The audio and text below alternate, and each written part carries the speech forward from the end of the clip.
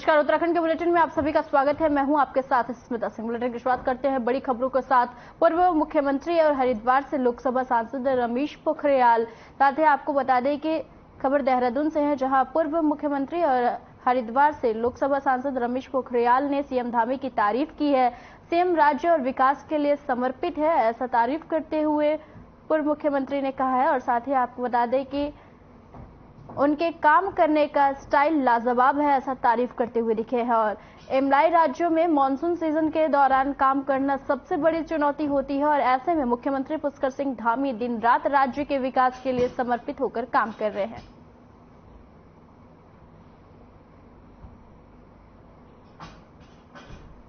Number की बात नहीं है, लेकिन आप भी जानेंगे कि धामी अच्छा काम कर रहे हैं, युवा हैं, मेहनती हैं, रात दिन खप रहे हैं। जो भी अब ये हिमालय के राज्य ही चुनौती भरे राज्य रहते हैं। मैं भी इस राज्य का मुख्यमंत्री रहा हूं, मैं जानता हूं कि कितनी कठिनाइयां रहती हैं। हर कदम पर, हर दिन, हर क्षण, कौन सा क्षण अब तैयार रहता है मन की न जाने क्या सूझ मिलने को होने वाली होगी। तो ऐसी स्थिति में धामी ने बहुत ताकत के साथ काम किया है, रिजल्ट भी दिया है, रिजल्ट दे भी रहे हैं और अच्छा काम कर रहे हैं। आप भी सराहना करते हैं, वो कर ही रहे होंगे।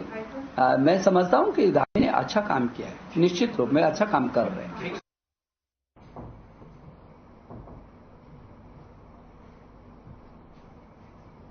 खबर देहरादून से है, जहां कांग्रेस के प्रदेश अध्यक्ष करण माहरा ने बीजेपी पर तंज कसते हुए कहा है कि राज्य में महिलाओं के प्रति अपराध की घटनाओं में लगातार इजाफा हो रहा है। राज्य में कानून व्यवस्था पूरी तरह से चरमरा गई है। अपराधियों के मन से कानून का भय समाप्त हो चुका है। और इस पर बीजेपी के प्रदेश प्रवक्ता मधु भट्ट ने कहा है कि कांग्रेस महिलाओं की आड़ में राजनीति कर रही है। जब से राजस्थान में कांग्रेस की सरकार बनी है, तब से वहां पर महिलाओं पर रात दिन अपराध के मामले बढ़ रहे हैं। इसके साथ ही उन्होंने यह भी कहा कि सीएम धामी महिलाओं को लेकर संवेदनशील है। यदि किसी भी महिला के साथ किसी भी प्रकार की कोई घटना होती है तो सरकार उसे तुरंत सलाखों के पीछे पहुंचा रही है।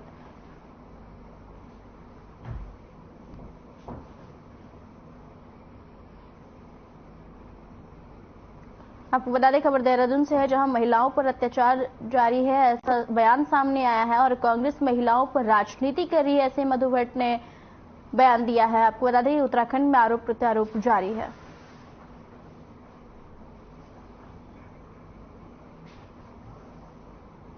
आपको बता दें, खबर देहरादून से है, जहां प्रदेश में आरोप प्रत्यारोप दौर जारी है। और कांग्रेस ने कहा है कि प्रदेश में महिलाओं पर अत्याचार जारी है। और बीजेपी का पलटवार भी सामने आया है, जो कि कांग्रेस महिलाओं पर कर रही है राजनीति, ऐसा बयान सामने आया है। आपको बता दें, खबर देहरादून से है, जहां प्रदेश में आरोप प्रत्यारोप दौर जारी है।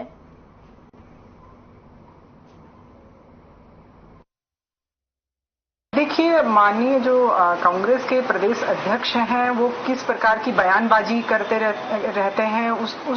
जब वो बयानबाजी करते हैं कहीं उत्तराखंड देवभूमि के गढ़वाल की को लेकर, फिर उसके बाद सार्वजनिक माफी मांगते हैं, फिर महिलाओं की आड़ में राजनीति कर रहे हैं। देखिए, जिस प्रकार से वो आंकड़े दे रहे हैं, अगर वो देखें तो अपने जहां राजस्थान जैसी में देखें कि जब से उनकी वहां सरकार बनी है, किस प्रकार से लगातार महिलाओं पे रात दिन अपराध की जो है वो संख्या निरंतर बढ़ती जा रही है। और साथ में जो हमारे यहाँ के जब से हमारी राज्य की जो सरकार है, माननीय मुख्यमंत्री जी पुष्कर सिंह धामी जी लगातार महिलाओं को लेकर बहुत ही संवेदनशील है। आपने देखा होगा जिस प्रकार 30% जो क्षतिज आरक्षण जो राजकीय सेवाओं में दिया जा रहा है, ये बहुत बड़ी बात है। साथ में हमारे ही समय में हमारी ही सरकार ने ये भी कहा कि पंचायतों में 50% का आरक्षण जो है वो महिलाओं को दिया है।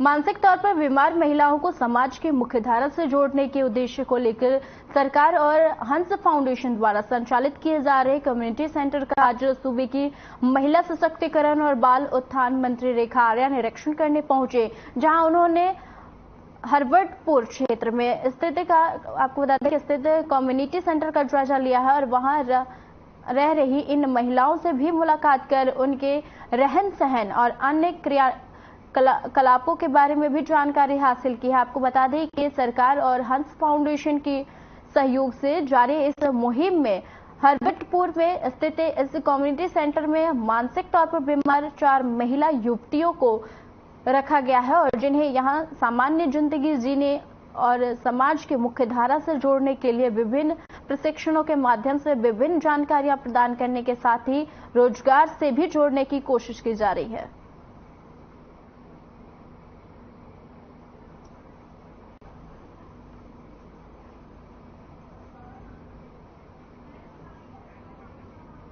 आपको बता दें, खबर विकासनगर से है, जहां कम्युनिटी सेंटर का निरीक्षण किया गया है और रेखा आर्या ने पहुंचकर निरीक्षण किया है। साथ ही आपको बता दें कि महिलाओं से मुलाकात भी की है और जानकारी भी ली है।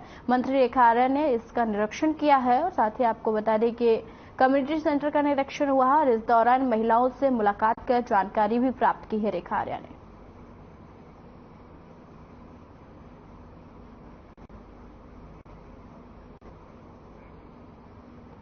खबर विकासनगर से है, जहां कम्युनिटी सेंटर का निरीक्षण किया गया है और आपको बता दें कि यह निरीक्षण मंत्री रेखा आर्या ने किया है और इस निरीक्षण के दौरान महिलाओं से मुलाकात कर जानकारी भी प्राप्त की गई है। आपको बता दें कि मंत्री रेखा आर्या ने निरीक्षण करने विकासनगर पहुंची है और कम्युनिटी सेंटर का निरीक्षण किया और इस दौरान महिलाओं से बातचीत कर जानकारी प्राप्त की है।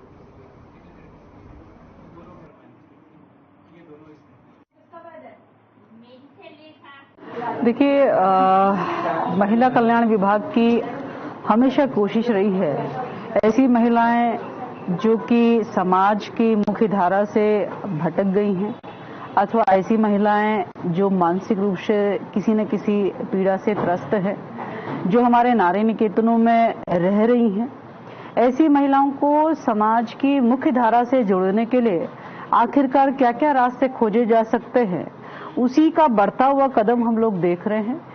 कभी ये महिलाएं या अथवा ये बालिकाएं हमारे नारी निकेतन में रहा करती थी और वहां रहने के दौरान में लगातार इनका ट्रीटमेंट चलता था। उस दौरान में हंस फाउंडेशन संपर्क में आए और हंस फाउंडेशन के साथ बातचीत करते हुए यह पाया गया कि ऐसी महिलाएं जो कि जिनकी ठीक से काउंसलिंग की जाए, जिनको ठीक से यदि ध्यान दिया जाए तो वो वाकई जैसे हम सब लोग सामान्य अपनी जिंदगी को जीते हैं उस और वो बढ़ सकती है।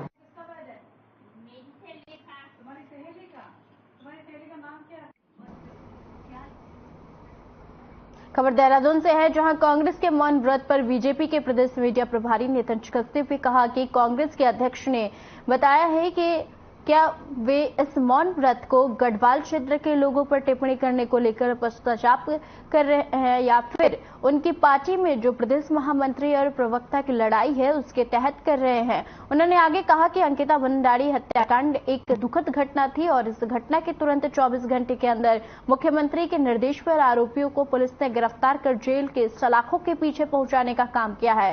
उन्होंने आगे यह भी कहा कि मामला न्यायालय में विचाराधीन है और लगता है कि कांग्रेस को न्यायालय पर भरोसा नहीं है और इसी वजह से उत्तराखंड की जनता और खुद कांग्रेस का राष्ट्रीय नेतृत्व उनको गंभीरता से नहीं लेता है।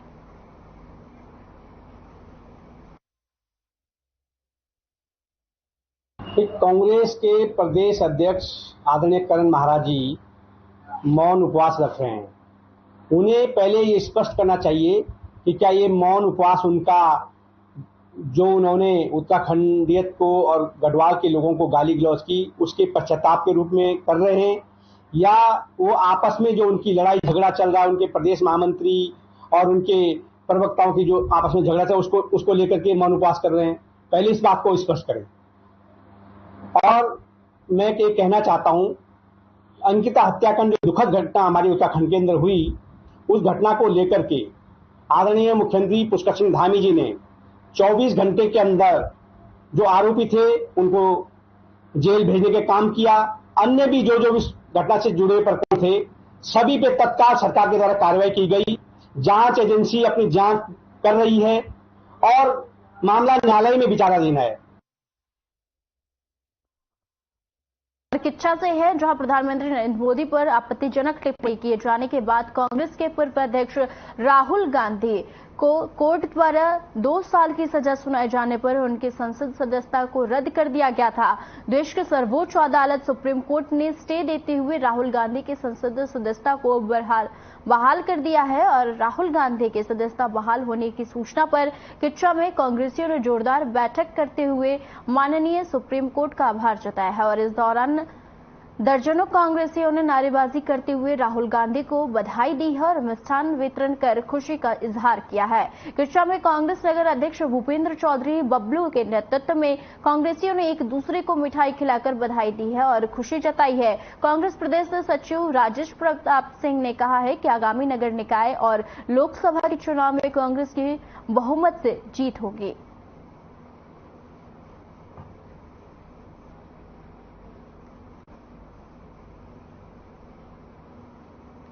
इस तानाशाही सरकार के रवैये के खिलाफ जो राहुल गांधी जी को लोकसभा की सदस्यता से पदस्थ किया गया था, कल सुप्रीम कोर्ट का स्टे हो गया उस पर और पूरे देश में पूरे कांग्रेसियों के अंदर एक खुशी का माहौल है।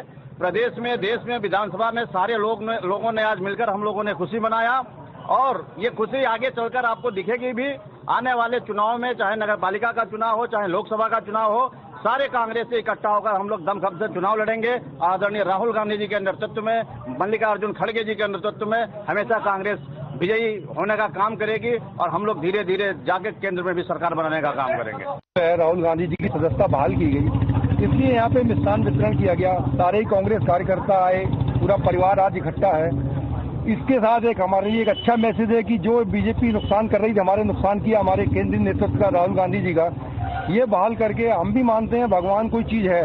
आज जो सर्वोच्च न्यायालय ने जो राहुल गांधी जी को बहाल किया है, हम उनके आभारी हैं और ये जनता से सहयोग करते हैं। जैसे सुप्रीम कोर्ट ने, भगवान ने हमारा साथ दिया, आप भी हमारा साथ देना, जो 2024 हम जीत के दिखाएं। खबर रुड़की से है, जहां अग्रवाल धर्मशाला में वैश्य समाज के लोगों ने एक प्रेस वार्ता का आयोजन किया। इस प्रेस वार्ता में वैश्य समाज के द्वारा शहर के बीजेपी विधायक के खिलाफ गुस्सा जाहिर किया गया। दरअसल वैश्य समाज का आरोप है कि बीजेपी विधायक के द्वारा वैश्य समाज का अपमान किया गया है और इसके साथ ही उनके द्वारा बीजेपी विधायक का बहिष्कार करने का ऐलान भी किया गया है। आपको बता दें कि कुछ दिन पहले गौरव गोयल के द्वारा मेयर पद से इस्तीफा दिया गया था और जिसके बाद बीजेपी विधायक के द्वारा मेयर गौरव गोयल को लेकर आपत्तिजनक शब्द का इस्तेमाल किया गया था, जिसके बाद आज वैश्य समाज के द्वारा अग्रवाल धर्मशाला में एक प्रेस वार्ता का आयोजन किया गया और बीजेपी विधायक के खिलाफ अपना गुस्सा जाहिर किया गया है। वैश्य समाज के लोगों के द्वारा बीजेपी विधायक से माफी की मांग की गई है। माफी नहीं मांगने पर बीजेपी विधायक का बहिष्कार करने की बात कही गई है।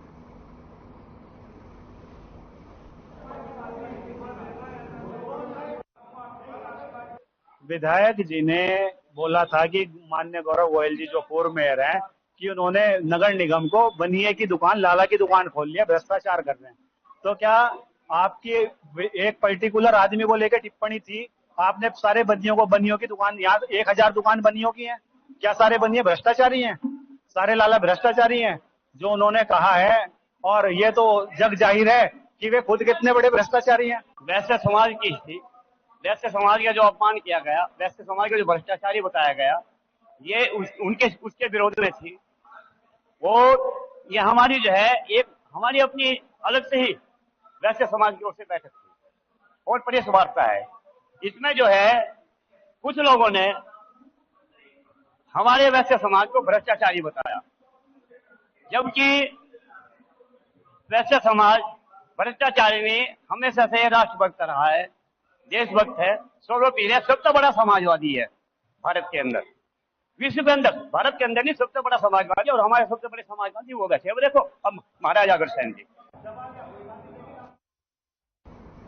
खबर देहरादून से है, जहां आरटीओ सुनील शर्मा ने बताया है कि ऐसे वाहन पूरी तरह से प्रतिबंधित है और जिनके आगे मोटरसाइकिल और पीछे ट्रॉली जोड़कर सामान ढोया जाता है। उन्होंने यह भी बताया कि इन वाहनों का संचालन आरटीओ के नियमों का उल्लंघन है और जब भी ऐसा कोई वाहन आरटीओ को दिखता है तो उसे तुरंत ही सीज कर दिया जाएगा और उसकी नीलामी कर दी जाती है। और आरटीओ सुनील शर्मा ने यह भी बताया है कि केवल वाहनों के संचालक पर ही नहीं बल्कि उन दुकानदारों पर भी अब कार्रवाई की जाएगी जो ऐसे वाहनों से अपना सामान भरने का काम करते हैं।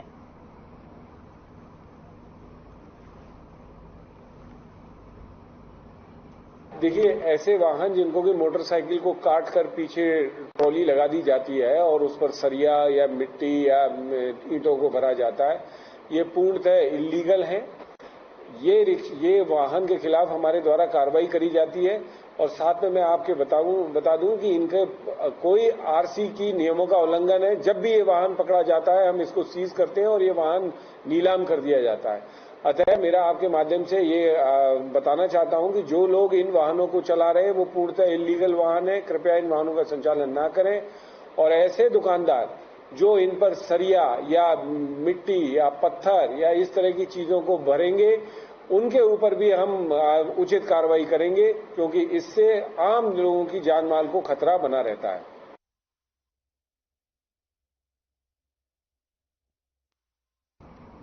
उत्तराखंड हाईकोर्ट ने पूरे प्रदेश में राष्ट्रीय और राज्य राजमार्गों के किनारे स्थित सरकारी और वन भूमि से अतिक्रमण हटाए जाने के आदेश दिए हैं और न्यायालय ने सभी जिलाधिकारियों और प्रभागीय वन अधिकारियों को 4 सप्ताह के भीतर आदेश के संबंध में अपनी अनुपालन रिपोर्ट दाखिल करने को कहा है। वहीं इस आदेश के बाद तमाम लोगों में इस बात का भय व्याप्त है कि वह अपने प्रतिष्ठान भवन छोड़कर कहां जाएंगे।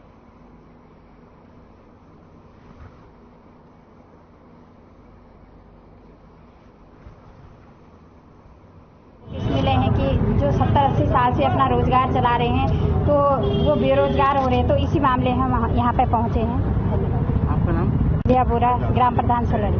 भैया, अचानक से एक फैसला आया हाई कोर्ट से कि आप लोग अपनी जगह खाली कर दीजिए और हम लोग वहाँ पे कारोबार कर रहे हैं। भिंता रोड में कम से कम 50 से 60 दुकानदार हैं जो वहाँ पे कारोबार कर रहे हैं। सबका रोजगार चल रहा है, सबके बच्चे हैं, स्कूल पढ़ रहे हैं। कुछ लोग ऐसे जिनमें भी नया कारोबार स्थापित किया गया है और सब लोग अपना कारोबार, कुछ लोग ऐसे भी हैं जो बाहर नौकरी करके छोड़ के आए हैं, कुछ लोग ऐसे आर्मी वाले भी हैं।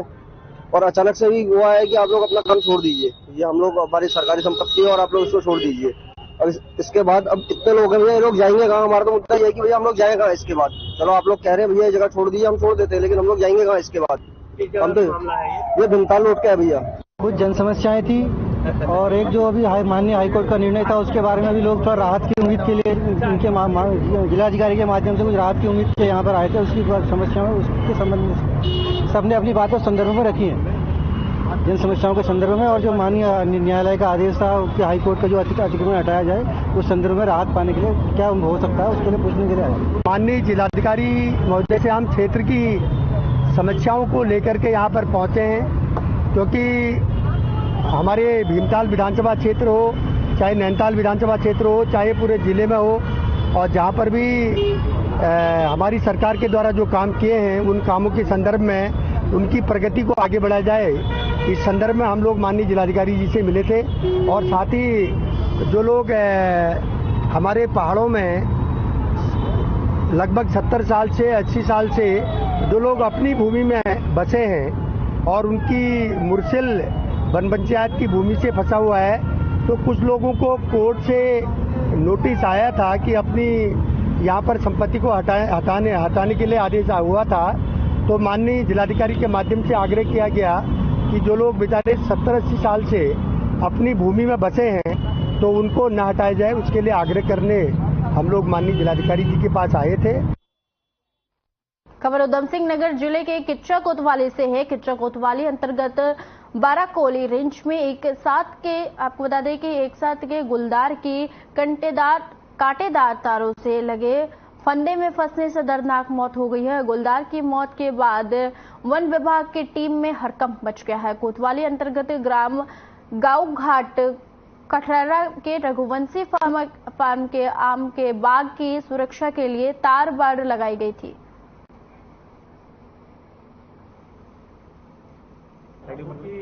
ये ढोराडाम जो हमारी बेटी है उसके पास लगता हुआ ये रघुवंशी फार्म के नाम से एक बगीचा है, उसकी सीमा पर तारबाड़ में एक तेंदुआ फंसा है। सूचना पर जब स्टाफ आया तो ये मौके पर मृत मिला।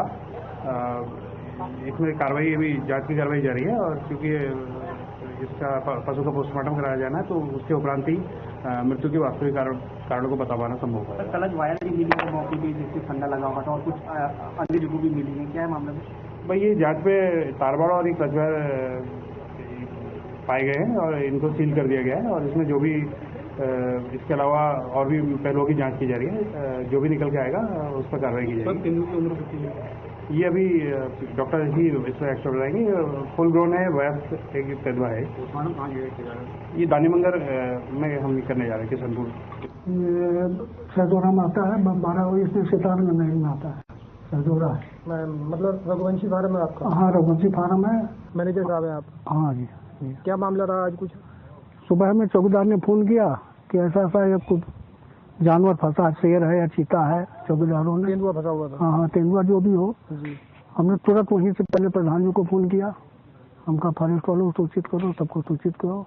उसके बाद हम आए, तब तक 3 लोग फॉरेस्ट के आ भी गए थे। मेरे को रामोतार मुंशी हैं, यहाँ के फार्म के जो मैनेजर हैं, उनके द्वारा फोन किया गया कि हमारे जंगल वाले टुकड़े में जो बॉर्डर है जंगल का, फार्म का और जंगल का जो बॉर्डर है, उसमें तार लगा देते हैं जो तारबाड़ी के लिए, जिससे कि कोई नुकसान ना हो खेतों में। उसमें कोई तेंदुआ फंस गया है, लेकिन वो उस समय जिंदा था। उन्होंने बताया कि वो फंस गया है और वो तड़प रहा है। तो मैंने फिर तुरंत फॉरेस्ट विभाग को फोन किया। फॉरेस्ट विभाग यहाँ पर 15 से 20 मिनट में पहुंच गया, लेकिन तब तक उसकी डेथ हो गई थी। देश के सीमाओं के निगाहबानी को कुमाऊं रेजिमेंट केंद्र के 752 अग्निवीर विधिवत थल सेना का अंग बन गए हैं और केंद्र के ऐतिहासिक सोमनाथ मैदान में आयोजित पासिंग आउट परेड में अग्निवीरों ने देश के आन बान और शान की रक्षा का संकल्प जताया है। और जैसे ही जवानों ने भव्य परेड निकाली, पूरा मैदान तालियों की गड़गड़ाहट से गूंज उठा और मुख्य अतिथि कमांडेंट ब्रिगेडियर बग्गा ने सीएमओ की सुरक्षा के लिए सर्वोच्च बलिदान से भी पीछे हटने का आह्वान किया है। इस दौरान अग्निवीर युवाओं का जोश देखने लायक रहा और जहां संयुक्त मजिस्ट्रेट जय किशन सहित सभी जवानों के परिजन मौजूद रहे। ट्रेनिंग किया गया। जब आप इस मॉडल मेडिकल सेंटर के प्रांगण में घुसे थे, पहला कदम रखा था, तब आपका कोई नाम नहीं था, आपकी हस्ती नहीं थी। आप अपने परिवार, अपने गांव, अपने स्कूल से पहचाने जाते थे।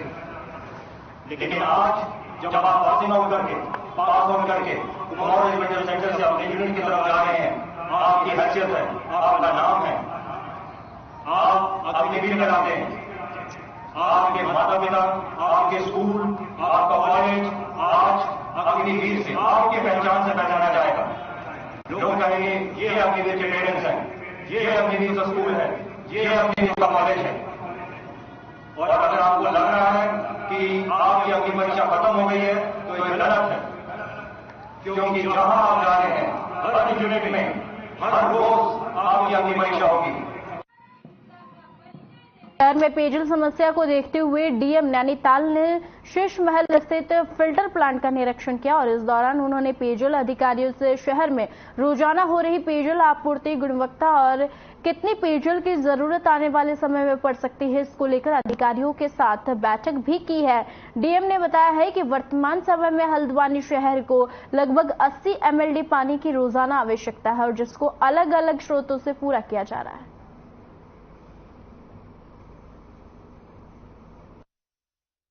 इस महल में जो जलस्थान प्लांट है उसका हम लोग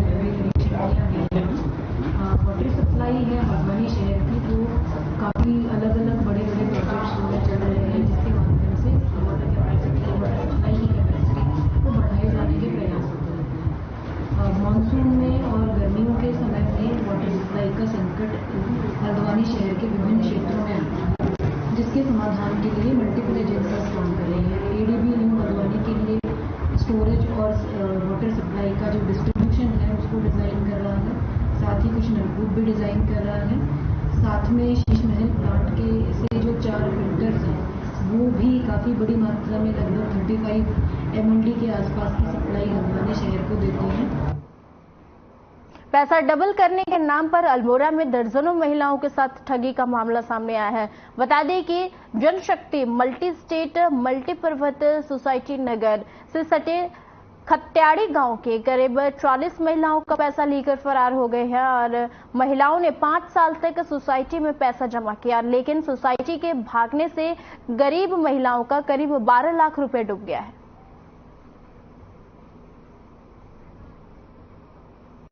मेरा 11,400 कुछ रुपया है, हम जमा करते रहे। इन्होंने कहा नहीं कि बैंक वो होने वाला है करके। मैं तो इनके घर देते आई रोज, औरों का तो इन्होंने बंद कर दिया था, मेरा तो लेते रहे ये, मैंने बाद में खोला था। फिर इन्होंने कहा चल रहा करके मैं लॉकडाउन में भी देते आई इनको। 2021 तक मेरा पैसा आया है वहाँ पर, और जितने पैसा अभी बना रहे थे 4 लाख कुछ रुपया हुआ है। पूरा खजारी वालों का ये है इतना पैसा। और कॉलोनी में जो कॉलोनी है हमारी इंदिरा कॉलोनी, और औरतें हमारे कोई बाहर चले गए, कोई अपने पति के साथ चले गए हैं, उनका पैसा अब हमें पता नहीं है कितना ही करके। और फिर आज हमने इसका मालिक उनकी मदद ली तो उन्होंने हमसे कहा कि तुम ऐसा करो, तो हम उनके साथ यहाँ आए। कुछ महिलाएं अभी थाने पे आई हैं, इनके द्वारा शिकायत की जा रही है कि वर्ष 2016-17 में अल्मोड़ा में जल शक्ति multi state multipurpose cooperative society के नाम से कुछ लोगों ने एक सोसाइटी खोली थी, जिसमें उन्होंने अपने एजेंट बीना महाजन और शंकर सिंह मेहरा के माध्यम से महिलाओं से आरडी के नाम पर धन दोगुना करने के लिए कुछ पैसा एकत्रित किया है। इसमें करीब 8 लाख रुपए के आसपास पैसा एकत्रित किया है। और ये कंपनी वर्तमान में बंद हो चुकी है और उन्होंने किसी भी महिला का पैसा नहीं लौटाया है। तो इस संबंध में इनके द्वारा भी प्रधान जी के साथ में आगे शिकायत की गई है, जिसमें शिकायत दर्ज करके उनकी सम्मत कार्रवाई की जा रही है। ऐसा है, ये जनशक्ति करके एक समूह इन्होंने ये बीना महाजन जी के द्वारा खोला गया था। ग्राम सभा की कैडी की हमारी महिलाएं हैं, इन्होंने अपना ये घरों में काम करके चोला छुका घरों में अपना काम करके बड़े मुश्किल से अपने 2 रोटी अपना पेन काट के बच्चों के लिए अपना पैसा रखा था। और बीना महाजन जी द्वारा 300 रुपये की कुछ महीना को तो 300 रुपये प्रति महीने का था, कुछ 500 रुपये की आरडी थी। ये पैसा जमा कर रखा है। इसमें 40 महिलाएं हैं लगभग, और इसमें एक में 4,14,000 रुपये जमा है, एक में 3,88,045 रुपये जमा है। आज इन महिलाओं को लेकर हम इनको तहरीर देना आए था। खबर थराली से है, जहां अपर बाजार वार्ड से नासिर बाजार की अनुसूचित जाति बस्ती में वही पिंडर नदी से हो रहे कटाव के चलते कई आवासीय मकान खतरे की जद में आ गए हैं। दरअसल आवासीय मकानों के नीचे पिंडर नदी के किनारे चट्टान खिसकने से बड़े बोल्डर और मलबा नदी में समा गया है।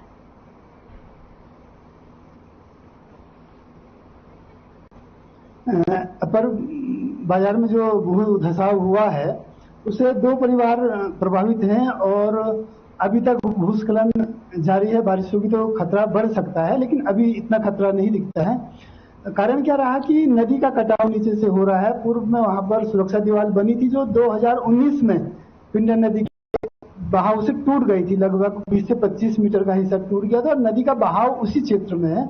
हल्का सा बारिश के कारण नदी का बहाव बढ़ा और वहां पर भूस्खलन शुरू हुआ है। कल 2 जो परिवार हैं जो एकदम खतरे की जद में थे उनको वहां से शिफ्ट करा दिया गया है।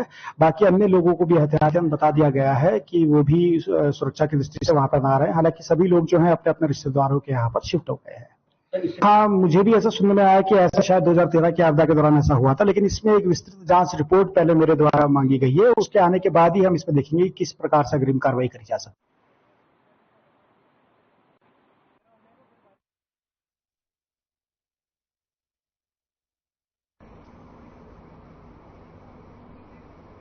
अब सीधे लिए चलते देहरादून, जहां एक कार्यक्रम में शामिल हुए सीएम धामी और क्या कुछ कह रहे हैं आइए सुनाते हैं। 9 वर्षों की बात करूं तो आदरणीय प्रधानमंत्री जी के नेतृत्व में भारतीय रेलवे ने भारत की आकांक्षाओं के अनुरूप तथा आत्मनिर्भर भारत की जो अपेक्षाएं हैं उसको पूरा करने के लिए जिस प्रकार का मैप बनाया है, जिस प्रकार से आगे बढ़ा है, अगर हम 2014 के बाद से भारतीय रेल एक नए रूप में हमारे सम्मुख खड़ी हुई है, इसको कोई नजरअंदाज नहीं कर सकता। आज जहां एक और ब्रॉडगेज रेलवे लाने से मानव रहित रेल क्रॉसिंग को खत्म करके भारतीय रेलवे को पहले से कहीं अधिक सुरक्षित बनाने का काम किया जा रहा है। उत्तराखंड के बुलेटिन में फिलहाल के लिए इतना ही। मुझे दीजिए इजाजत। नमस्कार।